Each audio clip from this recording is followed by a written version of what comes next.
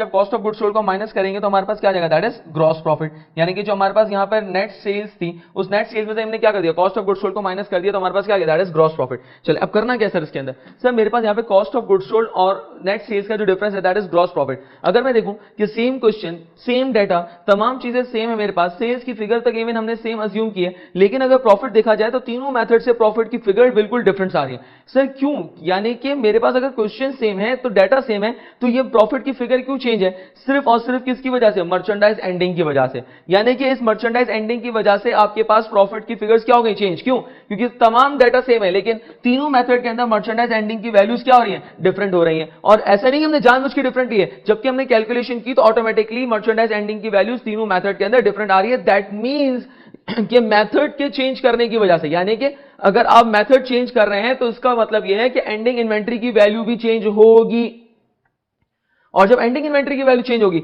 इसका मतलब यह है कि ग्रॉस प्रॉफिट की फिगर के अंदर भी चेंज आएगा। यहां तक बात समझ आ रही है इसके अंदर। इसका मतलब यह कि मर्चेंडाइज एंडिंग की वजह से प्रॉफिट के ऊपर इंपैक्ट पड़ता है, और इसी तरीके से यह भी कह सकते हैं कि मेथड की चेंज होने की वजह से भी प्रॉफिट के ऊपर इंपैक्ट पड़ेगा। चलें अब आए जरा देखिए सर ये हुआ क्या, इसको थोड़ा सा हम और इंटरप्रेट करने की कोशिश करते हैं। सर हुआ क्या कि जब एंडिंग इन्वेंट्री 2440 है, गौर से देखिएगा please, 2440 is the ending inventory, तो प्रॉफिट कितना आ रहा है, 5740।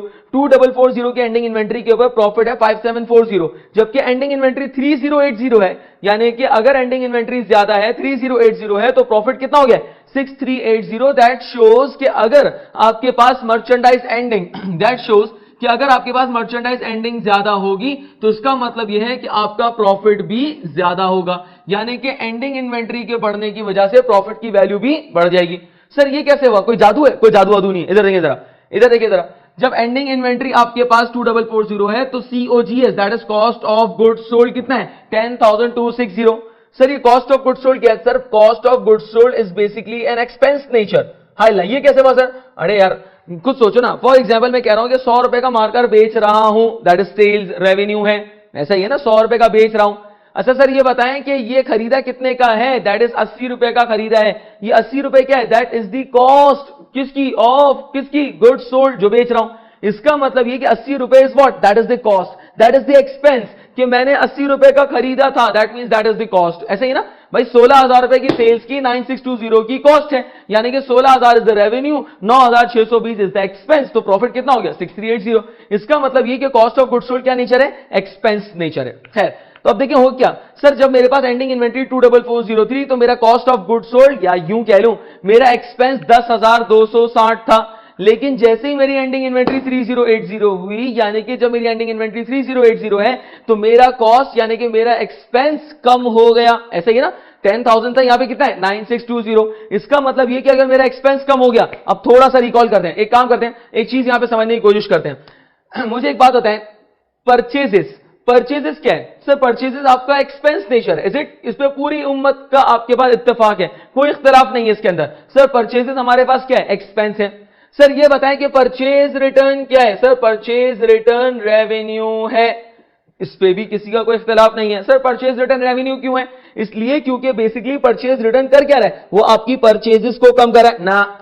सर परचेज रिटर्न कर क्या रहा है, वो आपके एक्सपेंस को कम कर रहा है, बात समझ इसके अंदर। यानी कि परचेज रिटर्न करता क्या है, आपके एक्सपेंस को कम करता है, और कोई भी ऐसा अकाउंट जो आपके एक्सपेंस की वैल्यू को कम कर दे वो आपके लिए रेवेन्यू नेचर ट्रीट किया जाएगा। इसका मतलब ये कि परचेज रिटर्न हमारे लिए कौन सा नेचर है, रेवेन्यू नेचर है। इधर आते जरा, सर हुआ क्या, मर्चेंडाइज एंडिंग, मर्चेंडाइज एंडिंग जब कम थी तो कॉस्ट यानी कि एक्सपेंस था 10260, आज मर्चेंडाइज एंडिंग 3080 है, कॉस्ट कम हो गई, यानी कि मर्चेंडाइज एंडिंग के, गौर से सुनना मैं क्या कह रहा हूं, गौर से सुन भाई, मर्चेंडाइज, भाई छोड़ दो भाई को यार, इधर देख, मर्चेंडाइज एंडिंग के बढ़ने की वजह से कॉस्ट ऑफ गुड्स सोल्ड कम हो गया।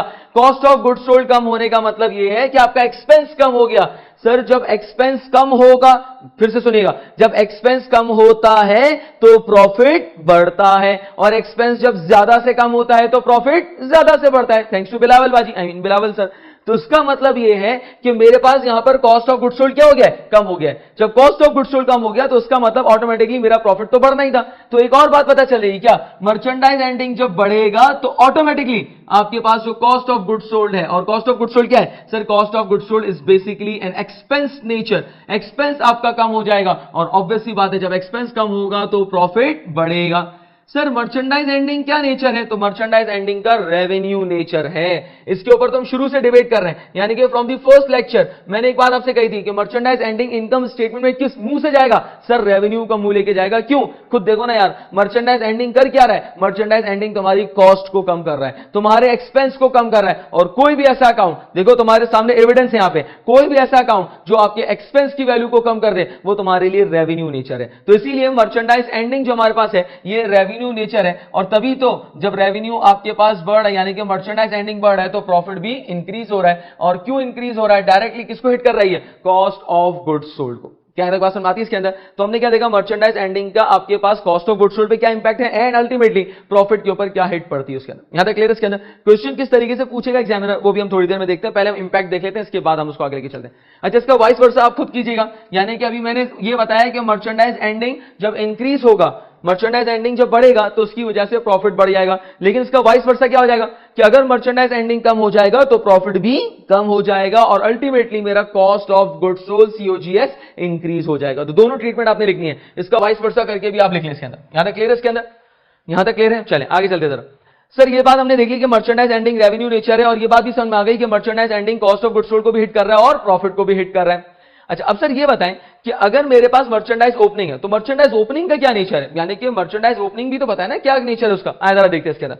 मैं एक कैलकुलेशन यहां पे कर रहा हूं, गौर से देखिए। लेट्स से मेरा जो मर्चेंडाइज ओपनिंग है वो 2000 नहीं बल्कि 4000 है। मर्चेंडाइज ओपनिंग कितना है मेरे पास? 4000 है। गौर से देखिएगा प्लीज, ठीक है। अब 4000 मैंने चेंज की, ऐसे ही अजम्पशन ले रहा हूं, 2000 से 4000 कर दिया। सर होगा क्या? परचेजेस में कोई चेंज नहीं है, एंडिंग इन्वेंटरी वैसे ही है। Sir cost of goods sold change हो जाएगा, कैसे? Opening plus purchases minus ending, ऐसा ही है। यानी कि 4000 प्लस 10,700 14,700 और इसमें से 2440 माइनस कर देंगे तो ये आपके पास हो जाएगा कितना? 12,260। यहां तक क्लियर है इसके अंदर? यानी कि automatically cost of goods sold change हो गया। Cost of goods sold change होगा तो ऑटोमेटिकली प्रॉफिट भी चेंज हो जाएगा। Sales minus cost of goods sold, तो मेरे पास अब यहां पे प्रॉफिट कितना हो गया? सर मेरे पास प्रॉफिट हो गया 3740। कितना प्रॉफिट हो गया? बस 3740, ऐसे ही। सर ये क्या हुआ? बात समझ में नहीं आई कुछ। मैंने जैसे ओपनिंग इन्वेंट्री को ओवरस्टेट किया, मैंने जैसे ओपनिंग इन्वेंट्री को इंक्रीज किया, सर ओपनिंग इन्वेंट्री यानी कि मर्चेंडाइज ओपनिंग के बढ़ने की वजह से अल्टीमेटली हुआ क्या? सर मेरा जो प्रॉफिट 5000 पे था वो 3000 पे आ गया। दैट मींस मर्चेंडाइज ओपनिंग के बढ़ने की वजह से प्रॉफिट कम हो जाता है। यानी कि मर्चेंडाइज ओपनिंग और प्रॉफिट का इनवर्स रिलेशन है, इनडायरेक्ट रिलेशन है कि मर्चेंडाइज ओपनिंग को बढ़ाओगे प्रॉफिट कम हो जाएगा। सर क्या ये कोई जादू है? अरे कोई जादू वादू नहीं। इधर देखिए सर, जब ओपनिंग इन्वेंट्री बढ़ रहा है तो ऑटोमेटिकली आपकी कॉस्ट बढ़ गई, यानी कि 10,000 से 12,000 हो गई। That means cost of goods sold बढ़ गया। और हमें पता है कॉस्ट ऑफ गुड्स सोल्ड हमारा क्या है? एक्सपेंस है। और फिर सुनो बिलावल सर की थ्योरी क्या है? जब एक्सपेंस बढ़ता है, जब एक्सपेंस बढ़ता है तो प्रॉफिट कम होता है, और जब एक्सपेंस ज्यादा से बढ़ता है तो प्रॉफिट ज्यादा से कम होता है। तो इसका मतलब यह है कि मर्चेंडाइज ओपनिंग के बढ़ने की वजह से जो हमारा COGS है, that is cost of goods sold, sir ये क्या हो जाएगा? सर मेरा कॉस्ट ऑफ गुड्स सोल्ड जो है वो बढ़ जाएगा। और जब कॉस्ट ऑफ गुड्स सोल्ड बढ़ जाएगा तो इसका मतलब मेरे पास यहां पे प्रॉफिट का अमाउंट कम हो जाएगा। तो इसका मतलब यह है कि मर्चेंडाइज ओपनिंग जो है कॉस्ट ऑफ गुड्स सोल्ड को भी हिट कर रहा है और प्रॉफिट को भी हिट कर रहा है। यहां तक क्लियर है इसके अंदर? इसका इनवर्स रिलेशन यानी कि इसका वाइस वर्सा भी लिख लीजिएगा कि अगर मर्चेंडाइज ओपनिंग डेफिनेटली कम होगा तो प्रॉफिट बढ़ जाएगा और कॉस्ट ऑफ गुड्स सोल्ड आपके पास कम हो जाएगा। यहां तक क्लियर है इसके अंदर? तो हमने यहां पे मर्चेंडाइज, अच्छा सर मर्चेंडाइज ओपनिंग का नेचर क्या है? भाई खुद सोचे ना, एक ऐसा अकाउंट जो आपके एक्सपेंस को बढ़ा रहा है। भाई सैलरी क्या कर रहा है? खर्चे बढ़ा रहा है। रेंट क्या कर रहा है? खर्चे बढ़ा रहा है। इसी तरीके से आपके पास फॉर एग्जांपल आपने स्टेशनरी आइटम परचेज किए, खर्चे बढ़ गए। आपने मेंटेनेंस की कॉस्ट दी, खर्चे बढ़ गए। तो ये कर क्या रहा है? सर मर्चेंडाइज ओपनिंग आपके एक्सपेंस को इंक्रीज कर रहा है। और कोई भी ऐसा अकाउंट जो आपके एक्सपेंस को इंक्रीज कर रहा हो तो वो खुद एक पनौती है, यानी कि एक्सपेंस नेचर। यहां तक क्लियर है इसके अंदर? तो मर्चेंडाइज ओपनिंग कौन सा नेचर आपके पास? एक्सपेंस नेचर है। तो इसीलिए हमारे मर्चेंडाइज ओपनिंग के बढ़ने की वजह से प्रॉफिट की वैल्यू कम हो जाती है। यहां तक क्लियर है इसके अंदर? अच्छा, इसको लिख लीजिएगा कि एक्सपेंस नेचर है, COGS is also an expense nature. यहां तक क्लियर है इसके अंदर? तो ये अभी हमने क्या देखा? हमने मर्चेंडाइज एंडिंग और ओपनिंग का प्रॉफिट के ऊपर इंपैक्ट देखा। एक बात ये हो गई। दूसरी इंपॉर्टेंट बात, प्लीज अपने पास नोट डाउन कर ले, प्लीज अपने पास नोट डाउन कर ले। अबे भाई मत देख मुझे, छोड़, रजिस्टर खोल, देख, नोट डाउन कर उसको यार। मुझे मत देखे भाई, नोट डाउन करें, बोल रहा हूं नोट डाउन करें, फिर मुझे देख रहे हैं। अबे नोट डाउन कर यार। अच्छा चलो देख। अच्छा, इसके अंदर सर मर्चेंडाइज, एक चीज इसके अंदर कि याद रखिएगा, in case of the inflationary trend, I repeat, in case of the inflationary trend, sir English बोल लेना आप। अबे यार, इन case of the price rising trend, sir फिर इंग्लिश, अबे भाई, जब भी तुम्हारा रॉ मटेरियल या फिनिश गुड्स की वैल्यू इंक्रीज हो रही होगी, यानी कि महंगाई के दौर में होगे, तुम्हारी जो वैल्यू ऑफ इन्वेंट्री है हर बार तुम्हें एक्सपेंसिव रेट पे मिल रही होगी, इन्फ्लेशनरी रेट पे मिल रही होगी। कैसे? क्वेश्चन में देखो जरा, क्वेश्चन में देखो जरा, तुमने जो क्वेश्चन यहां पे देखा है उस क्वेश्चन के अंदर ओपनिंग इन्वेंट्री 10 वाली थी, फिर तुमने जो माल खरीदा वो 11 वाला था, फिर खरीदा 12 वाला, 13 वाला, यानी कि हर बार तुम्हें एक एडिशनल रेट के ऊपर या एक्सपेंसिव रेट के ऊपर तुम्हें इन्वेंट्री मिल रही है। इसको कहते हैं इन्फ्लेशनरी ट्रेंड या प्राइस राइजिंग ट्रेंड कहा जाता है। In case of the price rising trend or inflationary trend, remember FIFO method will show a higher profit। देखो इस क्वेश्चन के अंदर प्राइस राइजिंग ट्रेंड था और सबसे ज्यादा प्रॉफिट कहां पे शो हो रहा है? FIFO मेथड शो करेगा। तो याद रखिएगा, in case of the price rising trend FIFO method will show a higher profit. FIFO method सबसे ज्यादा प्रॉफिट शो करेगा। यहां तक क्लियर है? बात समझ आ रही है इसके अंदर क्या है? तो ये बात अपने पास अपने नोट करनी है। एक और इंपॉर्टेंट बात बताने जा रहा हूं, प्लीज उसको भी नोट कर लो यार, नोट कर लो भाई, नोट कर लो यार। इधर देख लो जरा। सर हम कौन सा मेथड यूज करें? फीफो करें? वेरी गुड, बहुत क्यूट लग रहा है सर, बेहतरीन, प्रॉफिट बढ़ जाएगा, शेयर होल्डर राजी राजी हो जाएंगे, बिल्कुल खुश हो जाएंगे। एक काम करता हूं कि मैं यहां पर फीफो मेथड यूज कर लेता हूं। क्यों? इससे प्रॉफिट बढ़ जाएगा। आइए सुनो, तो वैसे ही परमिशन दी है ना, जो मेथड यूज करना कर लो। तो एक काम करता हूं, फीफो मेथड यूज कर लेता हूं, बेहतरीन काम हो जाएगा। प्लीज याद रखिएगा, नोट डाउन करें अपने पास। कभी भी क्या कहा मैंने?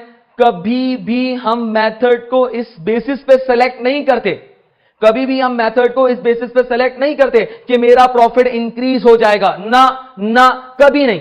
सर हम मेथड को इस बेसिस पे सेलेक्ट करते हैं, मैंने क्राइटेरिया बताया था कि if the inventory is identifiable, separable, perishable, तो फीफो मेथड यूज करना। इस नियत से तुमने अगर फीफो मेथड को यूज किया कि मेरा प्रॉफिट बढ़ जाए, तो ये तुमने मैनिपुलेशन की है, ये तुमने मैनिपुलेशन ऑफ अकाउंट्स किया, तुमने अपने अकाउंट्स को मैनिपुलेट किया है, तुमने अपने अकाउंट्स को विंडो ड्रेसिंग के थ्रू, यानी कि इसको अकाउंट्स या ऑडिट की टर्म में हम उसको विंडो ड्रेसिंग कहते हैं, तुमने अपने अकाउंट्स को सजाने और संवारने की कोशिश की है, ब्यूटी पार्लर में लेकर गया था उसको, पता है ना उधर क्या चेहरा ही बदल दिया आपने उसका। आई मीन माइंड मत कीजिए, है तो उसका मतलब ये है कि मेरे पास जब यहां पर मैं मेथड को सेलेक्ट कर रहा हूं तो मैं ये क्राइटेरिया कभी भी नहीं रखूंगा कि फीफो मेथड इसलिए यूज कर रहा हूं क्योंकि प्रॉफिट ज्यादा आएगा। नहीं, क्राइटेरिया मैं आपको पहले ही बता चुका हूं कि फीफो मेथड कब यूज किया जाएगा। तो याद रखिएगा, अगर एमसीक्यूज के अंदर लिखा हुआ है कि one director of the company has suggested to follow the FIFO method so that the profit could be improved, माजरत के साथ, ये आप गलत ट्रीटमेंट कर रहे हैं, आप गलत ट्रीटमेंट कर रहे हैं। आपने अगर प्रॉफिट को इंक्रीज करने के लिए अगर आपने फीफो मेथड किया है तो ये मैनिपुलेशन ऑफ अकाउंट है, फ्रॉड है, आप ये काम